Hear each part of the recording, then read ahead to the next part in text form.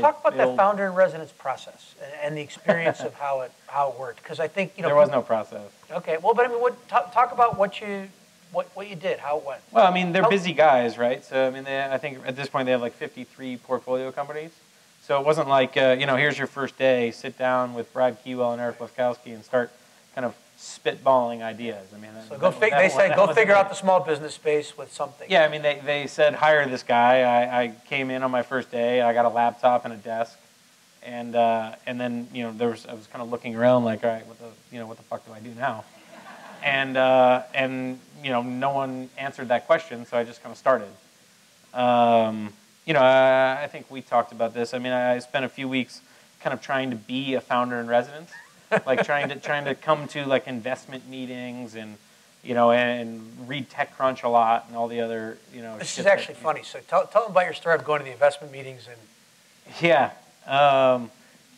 typical VC firms, almost all VC firms, I think have partner meetings every Monday.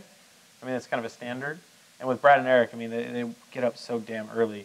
The partner meetings were always like 7 o'clock or something. It was fucking brutal. And they both commute from the north suburbs. Yeah, I mean, they're in by 6 every day. So, I mean, that's like you change your schedule and you start showing up at 6 a.m. because you don't want to be the guy that gets in at 9. You may leave at 2 a.m. You may leave at 2 a.m., but, I mean, you're in at 6 when you work for them. So I started going to those partner meetings as a founder in residence, and they started putting me on the calendar, on the agenda. The analysts that put together the PowerPoints for the week would kind of put like, update, as we were calling it belly flop at the time. So they'd say belly flop update would be like an agenda item on the and for the first, I don't know, maybe month, the first kind of 4 meetings I went to, every time we get to like belly flop update, I'd have my little slides together and I'd be all ready to present, and we get to me and they just go, skip. Skip. Like 4 weeks in a row or something. Skip, and my PowerPoints kept getting, more slides and just putting like the prettier images in, and every week I was all ready. It's like, this is my week. I'm gonna nail it this week. And skip. Fuck. So, I kind of figured out early on that there was no one there to help. I mean, there was a ton of support. Don't get me wrong. I mean, they had a ton of support. They add an incredible amount of value. They make everything that a startup, the challenges easier. Space and HR and accounting and all of those things. But early on, it wasn't like there was this, this idea was just going to come from these experts, and we were just going to build and blossom this thing out of nowhere. So one of the favorite things we like to talk about at Chicago Founder Stories is the whole concept of finding product market fit. Because as Mark Andreesen, your now investor, talks about, takes a concept that was well known in the Valley, but he really crystallized it in a way that translates, which is this idea that, most companies die because they don't get product market fit. Have you seen there's a study that came out that talked about most people scale prematurely, and that's why they die. Well, they scale prematurely. The reason they scale prematurely is they haven't got product market fit yet. Mm-hmm. And so I decided that I wasn't going to toe in the water on all sorts of different concepts or different structure. I wasn't going to talk, theoretically about loyalty as a space. I was just going to do what I, was sort of positioned myself to do throughout my entire career, was just to, fucking build something. So I decided I just stopped going to the office. I stopped going to the meetings. I just didn't show up, and if I didn't show up, they couldn't skip me. And I just started going to the customer. So instead of going into Lightbank, I just went into coffee shops. Coffee shops opened earliest, so I get there when they open. Coffee shops, bagel shops. They open the earliest, get there first. Throughout the course of the afternoon, I would leave and go to, service businesses, nail salons, hair salons, whatever it is. Go to lunch spots. You do have beautiful nails, by the way. Yeah, a lot of mani-pedis for me. I'm really that type of guy. And then, going to bars, restaurants at night because they were open later, and just started spending my time in front of customers, in front of merchants, in front of users. So talk about what you did there, because you really got out of there. You got out of the office, you got in there, and you were looking at it. talk about that process and how you got the most out of that. Well, I had all these ideas. We had all these ideas on paper. We had an app that we had built. That was a just straight mobile solution, and we had all these theories about how these things should or will work. But we didn't know, and so I started just going to stores, and it was pitching PowerPoint presentations, pitching the app, pitching different wireframes, different concepts. And it was just became about getting in front of the consumer. So talk a little bit too about, because after our conversation, so Logan and I talked last night. It was when I do these things, I prepare, and we didn't know each other, so we got a chance to talk briefly last night before I went to dinner with one of our teams at our Max business. And the one thing I left with is I said, I know we do a lot of testing and things we do, but our cycle times are too dang long. Yeah. And they said, well, what do you mean? I mean, we're turning it pretty fast. And I said, I thought so until I talked to you. I mean, you really had incredible cycle times of learning. And I think this is something I wish I'd done exactly the way you did it. So talk a little bit about how you got that cycle time up, the pragmatic ways that you got feedback loops that were just incredible. I think a lot of people think of testing or, product iteration as like different sketches on a whiteboard or, submitting different, putting up different landing pages and spending weeks sort of measuring the data, and those are all valuable. Testing. Yeah, A/B testing is incredibly valuable, but I found the most effective way for me to test was to do something that I think is incredibly undervalued today in the entrepreneurial community.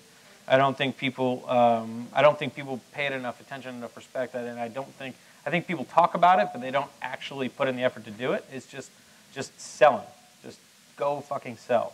And I try and tell people this all the time, and it's like, they nod their heads and say, well, yeah, I'll sell once I get my marketing strategy done, or we have 3 more weeks before we get our demo app, and it's just every time I just want to, fucking grab them and shake them. Talk about how you move. You gotta go sell. Get in front of the fucking customer. What did you do to take?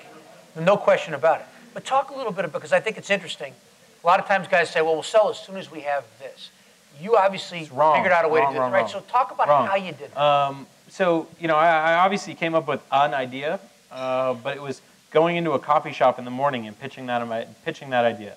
Obviously getting turned down or rejected, getting some sort of rebuttal. What'd you show them? It didn't matter. I mean, I showed them the app at first. We had built an app, and that got shit all over. So I put that in my pocket, and I put together a PowerPoint presentation or a PDF, a 1-page PDF. All right, so you go in the morning, pitch it. They trash it. They trash it. So they trash one aspect of it. I walk out, I sit on the curb, and I literally cross something off, write something new, and go and pitch the next business with a stapled together PowerPoint presentation with X boxes and new bullet points handwritten in a Sharpie, and pitch that.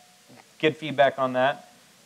They didn't like X, Y, or Z. Go into the next business and literally just take streets and go in door to door to door, pitching over and over and over again. And it's not a process like when I'm talking about like rapid iteration.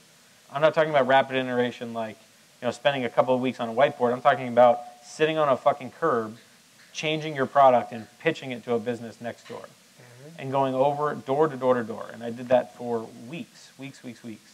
And through the course of that process, started to learn, what merchants responded to, what they liked, what they didn't like, the different types of rebuttals, what consumers responded to, the different needs, the different. I learned that a mobile-only solution is phenomenal, but merchants they didn't have faith that someone was actually coming into the store. They didn't have from a geo-targeting perspective. They didn't know that there was an actual confirmed transaction. Someone was coming in and actually making a purchase. From their perspective, someone could be walking by with an app, checking into every business on the street, and then coming in and redeeming a free taco, even though the customer had never been there before. So, okay, great, mobile-only solution. You need a verified in-store visit. You need a way to verify that a customer came in. Then we started talking about, went into like a sewing shop, and they said, oh, great, you have an app. That's phenomenal. Most of our customers are 62. 3% of our customers have smartphones. So, I started to look at the data, and even still today, 50% of the U.S. population doesn't have a smartphone. Is mobile absolutely like the next revolution? Like, is mobile absolutely taking over? Yes, absolutely. But still today, 50% of the U.S. population doesn't have a smartphone. So you're going to tell me you can launch a loyalty program that is, a universal loyalty program that a business is going to get rid of what they're currently doing and launch a loyalty program that works for 50% of their customers? That doesn't make any sense. This is the Grubhub thing. I mean, I think the Grubhub guys gave a great example. They said, electronic ordering is awesome. We should do it. They got to their restaurants and they're like, we're not on computers. We're in the kitchen. We're up front. Machines. Yeah. So it's fax machines, right? Yeah. I mean, you got to build your business around where your people are, about what people do. And I know the older crew, my father-in-law, he only turns his cell phone on when he uses it. So when he's done, he hangs up, he turns it off. And so, well, I mean, I think that's probably something I learned a lot about, at Redbox was, people today, and when they talk about disruption, and there's a lot to this, and particularly, I think, Silicon Valley companies, they want to build technology and build things that, are so far ahead of the curve and so far pushing the envelope that, TechCrunch is incredibly impressed. And, they talk to investors, and it's like no one understands it. So it's so fucking cool because people can't even get how you might even use it. And people start to ignore the fact that when you're building a business, there's still a soccer mom in Kansas City that's taking the team after the game out for ice cream. And they don't care about, what NFC is going to do in 2015. Right. They care about being able to get rewards at that ice cream shop today. Exactly. And that's that level of disruption of building technology that's available also for now. So talk about that, because I think, one of the things we talk about in Chicago is one of our benefits should be is, when people do a test market, when a Pepsi does a test market, they often pick a place like Chicago. Big companies will often do it because we have a very good cross-section of things. It's very hard to do San Francisco because it tends to be idiosyncratic, right? It's when they did Noah Bagel was big in San Francisco, big in Portland, big in Seattle. No place else in the country. Einstein Bagel, the other company they bought, was where they put every place else because people in Chicago apparently like bagels with chocolate chips instead of bagels with other things. And so we have a different market here. Talk a little bit about what are the advantages, and then after that, maybe what are the disadvantages or challenges or things we got to work through in Chicago to make a great startup? Well, I mean, I think if you look at the map of locations for Belly, you go to bellycard.com, you look at the map of locations, you'll see locations. I think right now we have locations in like 35 states. We've launched 10 major markets. We have New York, DC, Boston, Chicago, Miami, Phoenix. One of the places where you won't see locations is San Francisco. You won't see a single location in our map in San Francisco. And, I think that's been a core part of our strategy so far is, we're trying to build a business that isn't, written up in TechCrunch every week, isn't the sexiest, the winning every pitch competition at TechCrunch Disrupt. We're trying to build a business that people actually use. Like we plan to focus on 99% of the U.S. population, and instead of going into San Francisco where, frankly, we have 30 fucking competitors in San Francisco. Every time you install a new business there, you have, 15 guys there the next day trying to undercut your price or, create some wedge issue to outpitch you. So, so far we haven't touched that market, and that's been a, kind of a core part of our strategy. Is, you don't need to be in Silicon Valley. You don't need to be in tech blogs in order to build a